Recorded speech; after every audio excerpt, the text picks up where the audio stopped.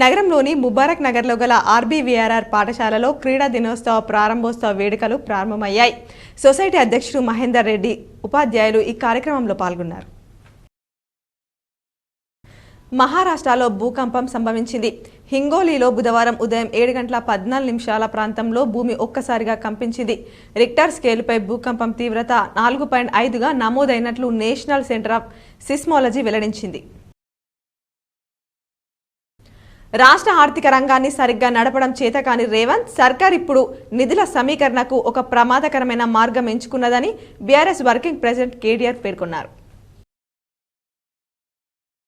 Seasonal వ్యాధుల నియంత్రణ చర్యల్లో భాగంగా జిల్లా స్థాయిలో కంట్రోల్ రూమ్ ఏర్పాటు చేయడం జరిగిందని కలెక్టర్ రాజీవ్ గాంధీ హనుమంత్ తెలిపారు.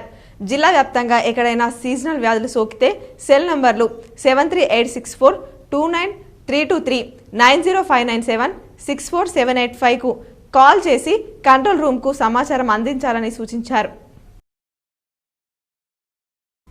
మాక్లూర్ మండలంలోని కొత్తపల్లి, ధర్మారం, డీకంపల్లి, సింగంపల్లి గ్రామాలను అదనపు కలెక్టర్ అంకిత్ సందర్శించారు. ఈ గ్రామాల్లోని నర్సరీ, వైకుంఠధామం, పార్క్, స్కూల్ భవనాలను పరిశీలించారు. దేశవ్యాప్తంగా జరుగుతున్న కోరికల దినం సందర్భంగా బెల్లంపల్లి పట్టణంలోని సిఐటియు ఆధ్వర్యంలో అంగన్వాడీ ఆశా వర్కర్లు ర్యాలీగా వచ్చి ఆర్డీఓ కార్యాలయంలో డిమాండ్ పత్రం అందజేశారు. దూపల్లి గ్రామ పంచాయతీలో హరితహారంలో మొక్కలు నాటి ఇంటింటికి మండల ప్రత్యేక అధికారి వాజిద్ హుస్సేన్, ఎంపీడీఓ శ్రీనివాస్, మండల విద్యాశాఖ అధికారి గణేష్ రావు, ఎంపీఓ గౌస్ మొహినుద్దీన్ మొక్కలను పంపిణీ చేశారు.